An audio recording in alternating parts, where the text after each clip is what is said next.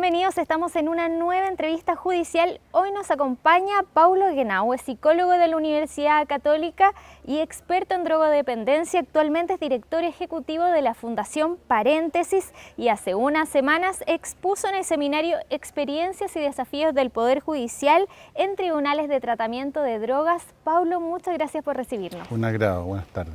¿En qué consiste y a quién está dirigido el trabajo de la Fundación Paréntesis? Fundación Paréntesis es una fundación del Hogar de Cristo, por lo tanto nuestra misión es trabajar para la superación de la pobreza y la exclusión social en Chile en primer lugar, y dentro de ese mundo dedicarnos a generar programas y servicios para personas que tienen consumos problemáticos de alcohol y otras drogas. Es una institución que tiene 28 programas en 9 regiones del país y que atiende anualmente alrededor de 5.000 personas a través de distintas modalidades. Programas para adultos, residenciales, ambulatorios, programas para personas en situación de calle, programas residenciales y ambulatorios para adolescentes, enfoques territoriales comunitarios, en fin, hay una diversidad de programas y servicios que están destinados a poblaciones especialmente excluidas en 9 regiones de nuestro país. ¿Cómo afecta a las personas vivir en un ambiente de marginación, trauma y victimización? Los seres humanos, cuando vamos creciendo somos producto de nuestra historia.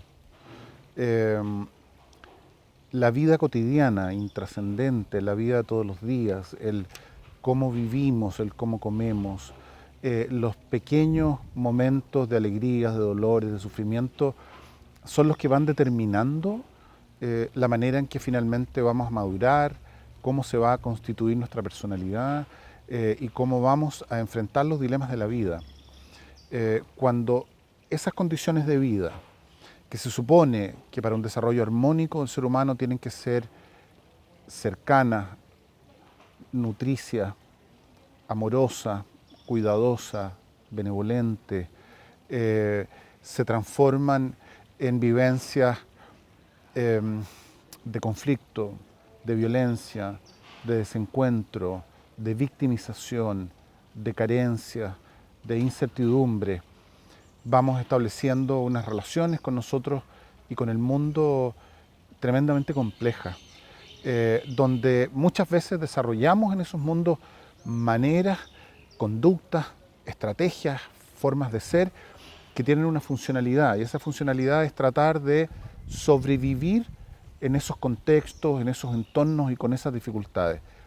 Y esas formas y esas conductas que las utilizamos como funcionales a estos mundos de mucha adversidad, muchas veces de mucha violencia, son entendidos por la sociedad como muchas veces mal entendidos desde el prejuicio, ¿cierto?, como una intencionalidad perversa, como una suerte de daño y déficit moral que tiene que ser, en primer lugar, sancionado, castigado y, en segundo lugar, rehabilitado. Y se pierde esta visión fundamental de que en determinados contextos esas conductas son funcionales, tienen sentido, tienen utilidad. La exclusión social genera diferenciación cultural y la diferenciación cultural facilita el desarrollo de estas maneras de ser frente a la vida, que después los que estamos fuera de ese mundo, en la sociedad, miramos con incomprensión, con temor, con recelo y finalmente buscamos dentro del dominio de lo penal la manera de resolverlo. Y la verdad es que eso nos mueve a una reflexión que tiene que ser distinta. La justicia es la última en llegar en los casos de delito. Sin embargo, ¿cómo se vincula el consumo de droga, la delincuencia y la desigualdad? Mira, más que la delincuencia tenga que ver con la desigualdad, porque también estamos viendo en nuestro país fenómenos de delincuencia a gran escala, por personas que no necesariamente son pobres ni mucho menos. Son personas que han tenido todos los privilegios en la vida, y ahí vemos las colusiones de las empresas, vemos los malos usos de los recursos para financiar la política, y que son personas que han tenido todos los privilegios del mundo.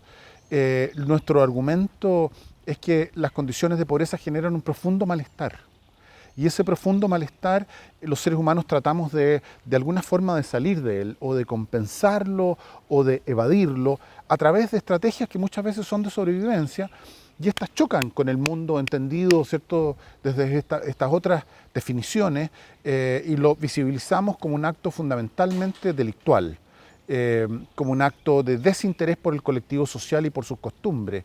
Y la verdad es que no es así. Los seres humanos, cuando tenemos la posibilidad de acercarnos a estas realidades, nos damos cuenta que cualquiera de nosotros que hubiese vivido durante etapas tan cruciales como las etapas del desarrollo, desde la primera infancia hasta la adolescencia, en determinados contextos, estaríamos generando muchas veces conductas que son entendidas como disruptivas, delictuales o inaceptables.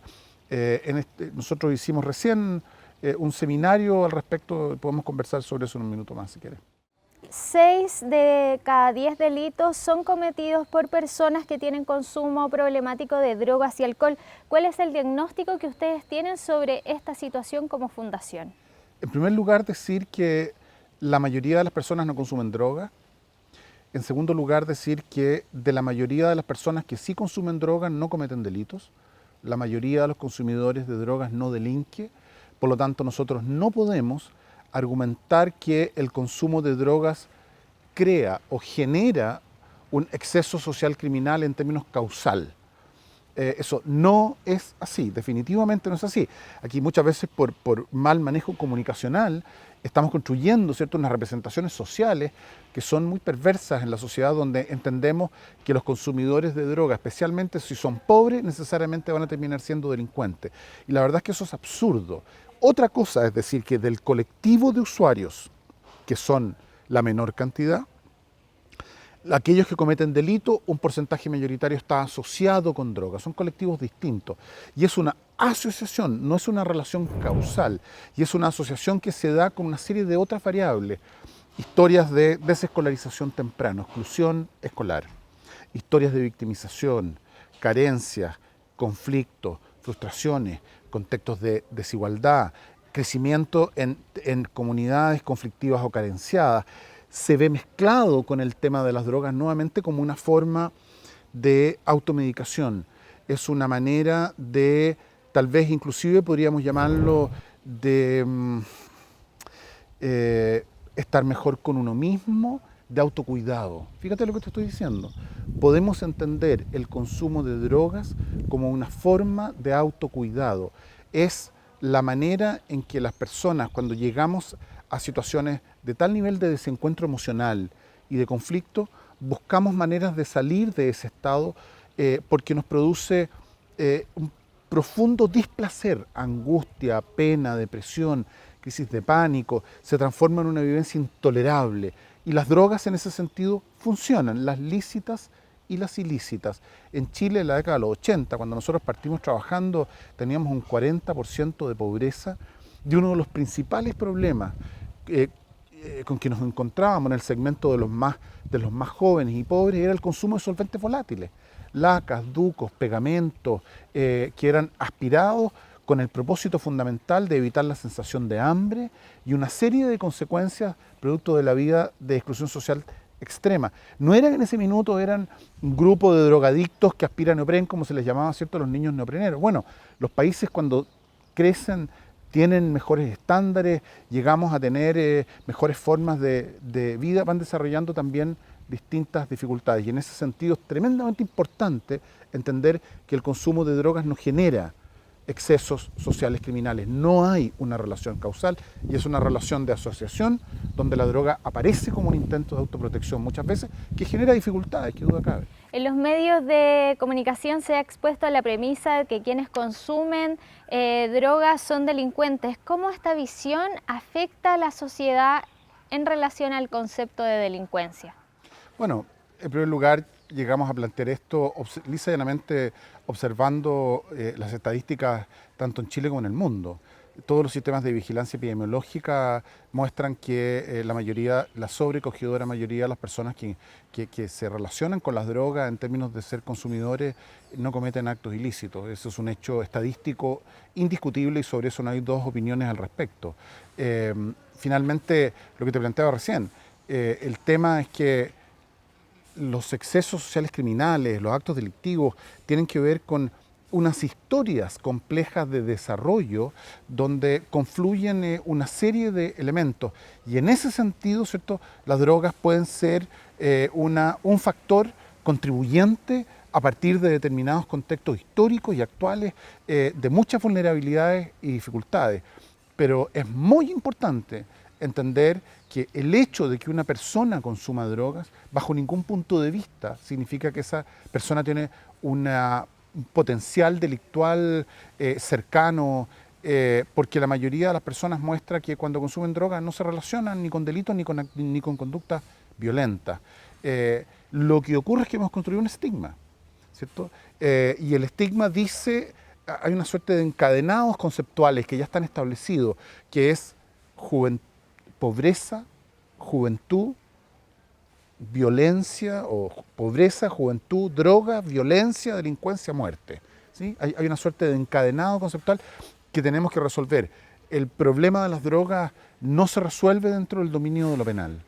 El problema de las drogas se resuelve en una mirada social y salubrista.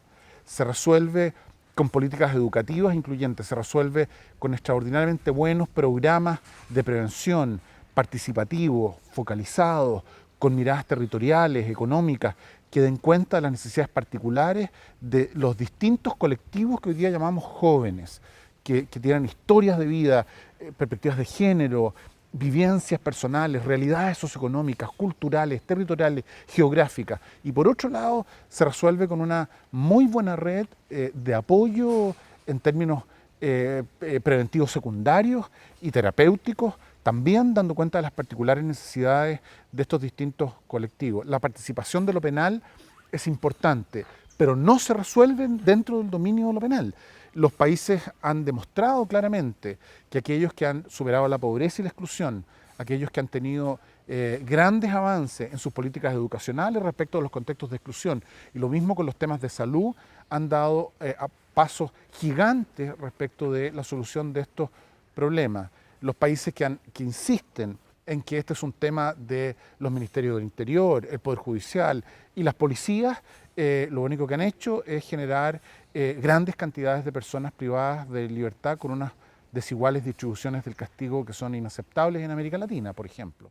Respecto a estas soluciones para abordar la problemática, ¿qué le parece el rol del Estado y específicamente del Poder Judicial con la creación de tribunales de tratamiento de drogas? Mira, los tribunales de tratamiento de drogas es una iniciativa que viene de Estados Unidos. A mí me tocó conocerlas muy de cerca, el año 2000 en Estados Unidos. Yo viví alrededor de 8 años de mi vida en Estados Unidos, estudié en la universidad allá.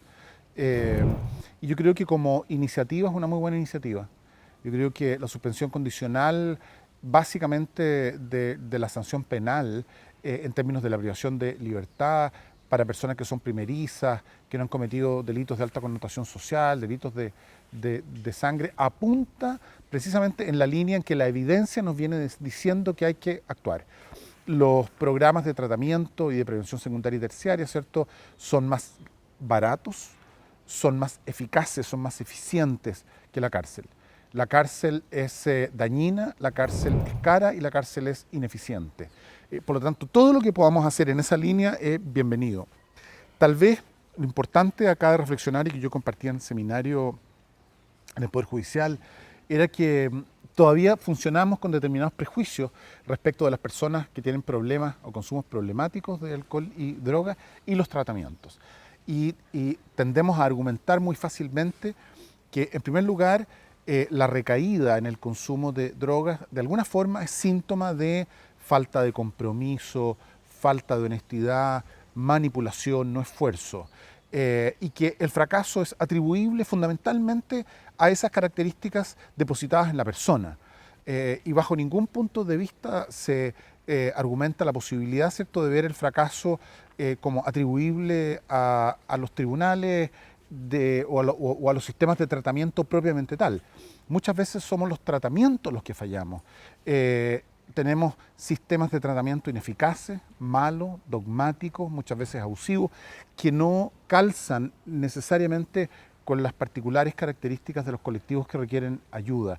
Y eso hoy día en el mundo se sabe muy bien. Muchas veces el fracaso de una medida impuesta por el tribunal en términos terapéuticos es más bien responsabilidad del sistema de tratamiento, que no tuvo las características, los profesionales, la periodicidad, la actitud para acompañar y no necesariamente al usuario al que se le ve como una persona que fue incapaz de cumplir con un compromiso establecido dentro de este acuerdo, digamos, en un contexto penal. Y eso es muy complejo, ¿sí? Por lo tanto, entender en primer lugar cómo cambian las personas, yo creo que en ese sentido los jueces, juezas, debieran tener una mucho mejor formación para poder actuar mucho más cerca de la realidad y más alejado de los prejuicios. ¿Cómo cambiamos los seres humanos? Los seres humanos cambiamos recayendo. La recaída es normal, es esperable en cualquier intento de modificación de conducta o de hábito. Bajar de peso, tener una vida más activa y menos sedentario, dejar atrás un hábito, en fin, lo que tú quieras, incluyendo el tema del alcohol y de las drogas. Por lo tanto, yo celebro la mirada fundamental de los tribunales de tratamiento de drogas, pero creo que tenemos que hacer unas innovaciones con el propósito de que puedan llegar a su máximo grado de eficiencia. Durante el seminario usted habló sobre la baja adherencia de los adolescentes en programas de rehabilitación. ¿Por qué ocurre esta situación? El mundo ha cambiado. Cuando yo partí hace más de 20 y tantos años trabajando, recuerdo en la comuna de La Pintana, un programa terapéutico nuestro donde vivían 60 adolescentes. Hoy día tú no encuentras programas como esos en el mundo. Socialmente hemos cambiado, culturalmente hemos cambiado. Los jóvenes hoy día necesitan dispositivos muy distintos, cercanos a sus propias realidades y contextos de vida, en sus barrios y comunidades, cercanos a sus mundos de afecto, de pertenencia, de relación. Ellos no están dispuestos a ser trasladados físicamente, ¿cierto?, y emocionalmente a unos recintos con ciertas características aparentemente mágicas donde van a poder hacer cambios importantes en sus relaciones vitales y en sus relaciones consigo mismo. Eso hoy día lisa y llanamente no funciona. Tenemos unos jóvenes mucho más críticos, mucho más informados, mucho más demandantes, que desde la perspectiva del ser clientes nuestros, nos demandan unas excelencias, nos demandan unas capacidades de innovar para realmente estar donde ellos están y desde donde ellos solicitan nuestra colaboración. En ese sentido, el mundo se ha dado cuenta de que la imposición, la amenaza, el castigo, fracasaron en el mundo de los adolescentes. Y si fracasaron es porque fracasamos nosotros. Es porque nosotros técnicamente no hemos sido capaces de innovar, de hacer las preguntas que tenemos que hacer y sobre todo que sean los propios jóvenes los que participen en la implementación y en el diseño de las metodologías diseñadas para servirles. Hoy día los jóvenes no están dispuestos a sentarse pasivamente a escuchar un discurso adultocéntrico, bien intencionado, benevolente, con el propósito de ayudarlos a salvar su vida. Hoy día ellos quieren participar, quieren opinar, quieren decir, quieren ser partícipes inclusive en la fijación de los objetivos y las metas de sus propios tratamientos en temas que para ellos son fundamentales y esenciales. Y eso implica una revolución, es una revolución técnica. Podemos asumir la actitud clásica, los jóvenes de hoy, desinteresados, por lo tanto tenemos que ser mucho más estrictos, sería el peor de los caminos.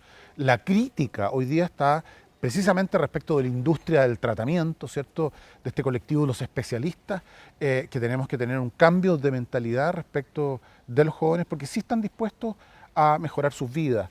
Ellos quieren trabajar aspectos que para ellos son dolorosos, deficitarios. No es una actitud negligente o insensible de parte de los jóvenes. Y esa es otra retórica basada en prejuicios que tenemos que modificar urgentemente. Hace muy poco ustedes finalizaron también un seminario titulado Nada sobre nosotros sin nosotros, que justamente aborda el diseño de programas dirigidos a adolescentes con problemas de exclusión social. ¿Cuáles fueron las principales conclusiones? Mira, precisamente en esta línea que hablábamos recién, si tú ves el nombre del seminario y de la publicación es Nada sobre nosotros sin nosotros. Te está dando la clave de la dirección que los programas destinados a trabajar con adolescentes deben tener hoy en día, que es incorporarlos como actores y como partícipes fundamentales en el diseño de los programas, en las metas y los objetivos, en temas de que para ellos le haga sentido en sus propias vidas. Este fue un trabajo que hicimos en el sector de las compañías, en la cuarta región, en la ciudad de La Serena, un lugar pobre, excluido, fuertemente estigmatizado, con altos niveles de violencia y dificultad, donde lo que hicimos fue instalarnos en su barrio, y nos instalamos en su comunidad. Y empezamos a generar relaciones y vínculos de confianza, de colaboración, sin ninguna pretensión, ni de salvar, ni de rescatar, ni de sanar, sino que lisa y llanamente escuchar cuáles eran sus necesidades, cuáles eran sus dificultades, sus anhelos, sus sueños, qué cosas les dolían más, cuáles eran las prioridades, y nosotros desde un equipo multidisciplinario, con trabajadores sociales, psicólogos, educadores, terapeutas ocupacionales, un abogado, que fue una inclusión extraordinaria en términos de la demanda que los jóvenes hicieron de esta mujer. Gradualmente empezaron a salir las necesidades de los propios jóvenes, de historias de dificultades, encuentro con sus familias, problemas educacionales relacionados con drogas, participación en pandillas, cuestiones de delito, historias de victimización y trauma, problemas físicos, en fin, una gran y amplia gama de necesidades que surgían en momentos muy críticos en la vida, y los resultados fueron extraordinarios. Superan el 60, el 70, el 80% de éxito, no porque nosotros seamos unos magos, sino porque redefinimos el éxito a partir de lo que para ti es importante, de lo que a ti te hace sentido, de tus necesidades, dónde estaban tus anhelos, tus dolores y tus sueños. Fuiste tú la que dijiste: yo necesito y quiero ayuda en esto. Y en la medida que nosotros fuimos capaces de escuchar esa demanda, postergar nuestros anhelos por ponerte las manos encima para mejorarte y salvarte, fuimos construyendo una relación, un vínculo de confianza y de colaboración, donde también pudimos conversar temas como aquellos que yo como adulto a lo mejor veo en tu entorno que sería importante que tú reflexionaras. Y ya no lo recibiste con rechazo, fuiste capaz precisamente por esta relación de mirar para el lado y decir: en realidad no lo había visto, en realidad estoy dispuesto a darle una vuelta, a mirarlo. Yo invito a que las personas revisen el trabajo. El libro está publicado físicamente, pero también está en nuestro sitio web, en fundacionparéntesis.cl. Hay un marco teórico que da cuenta un poco de esta actitud distinta que te estoy relatando sobre los jóvenes. Y creemos que ese es un camino que sirve, es una forma de trabajo que no solamente sirve con adolescentes en contextos de pobreza y marginalidad extrema, sino que también con adolescentes en otros sectores que tal vez tienen mucho más garantías, más acomodados en sus vidas, pero que de todas maneras en temas de dificultad y conductas de riesgo hay un desencuentro con los adultos que insisten en esta actitud del pobre de ti que yo sepa, yo no quiero saber qué, donde estamos teniendo tan malos resultados. Paulo Guenao, muchas gracias por recibirnos en esta entrevista judicial. Ha sido un agrado, muchas gracias a ustedes.